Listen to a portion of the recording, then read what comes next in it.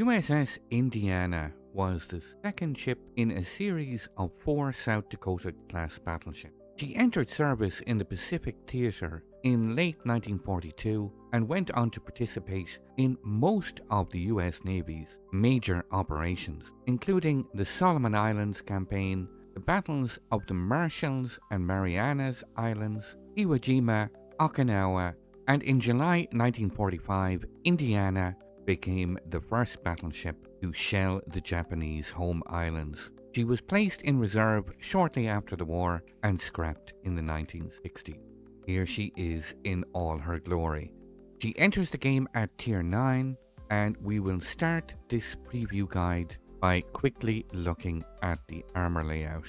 Before we do, let me quickly draw your attention to the special offer we have currently running on the channel. You can get yourself an in-game super container mission by linking your YouTube account to your Wargaming account and joining this channel for as little as 99 cents.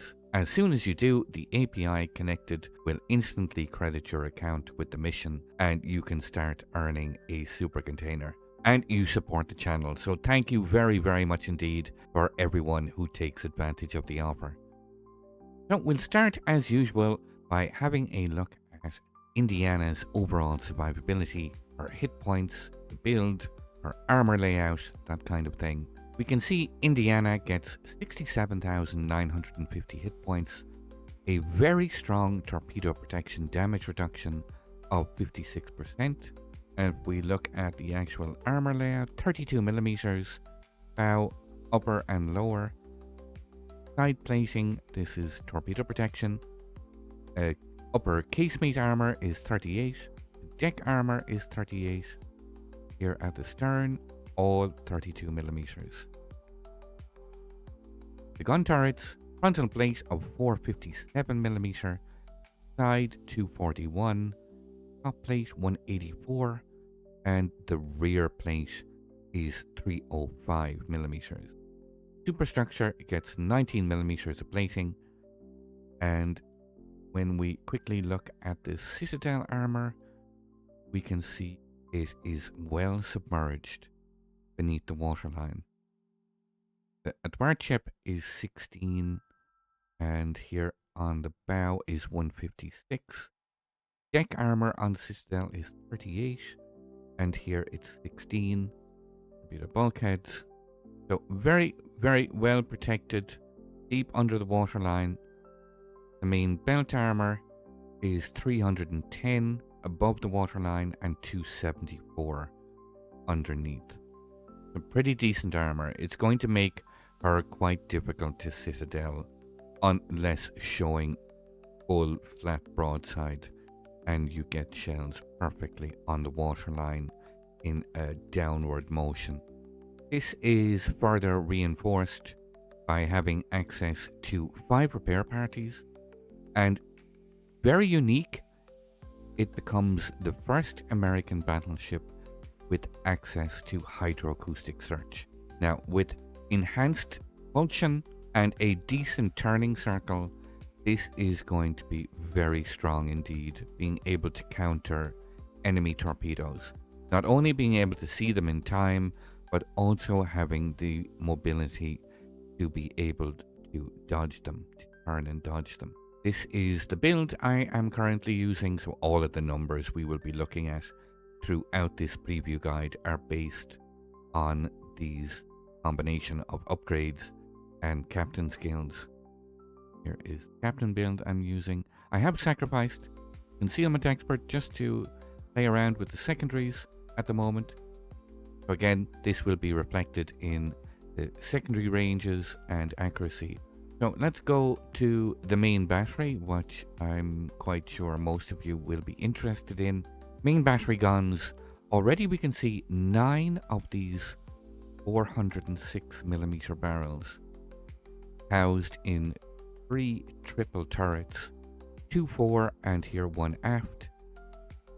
Very nice reload time of 25 seconds. The turret traverse is 40 seconds for 180 degree turning time. Max dispersion is 221 meters with a max firing range of 18.8 kilometers. Now, I will point out immediately, you do get access to the spotter aircraft for an additional 20%. You fire both high explosive and armor piercing. High explosive has a max damage of 5700, 36% fire chance. These high explosive shells can pen 68 millimeters of armor with a shell speed of 803 meters per second. Indiana fires the traditional heavy American armor-piercing shells, 13,000 max damage, with a shell speed of 701 meters per second. When it comes to secondary battery, Indiana gets 10 of these twin-mounted turrets, 20 127mm guns in total. They have a 5.1 second reload, firing high explosive shells. They have a max damage of 1800, 5% fire chance, 21 millimeters of penetration, with a shell speed of 792 meters per second. And with this build, they have a max firing range of 10.5 kilometers. Now, I will point out the max dispersion of these secondary guns is 430 meters. So you really do want to be activating your commander skill manual secondary battery to reduce that dispersion by 50%.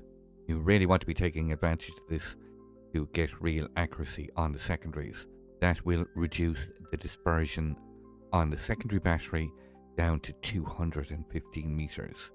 Moving to the airstrike, pretty standard, 10 kilometers range, 30-second reload. You have 2 available flights with 1 aircraft per attacking flight, dropping 2 bombs with a max damage of 4,200. In terms of AA defense, you get 52 of these single mounted 20mm guns, these Oerlikons. You get 12 of these quad mounted 40mm Bofors. You then get the secondary battery, which is dual purpose, these 10 twin mounted 127s. All combined, they pump out a continuous average damage of 379.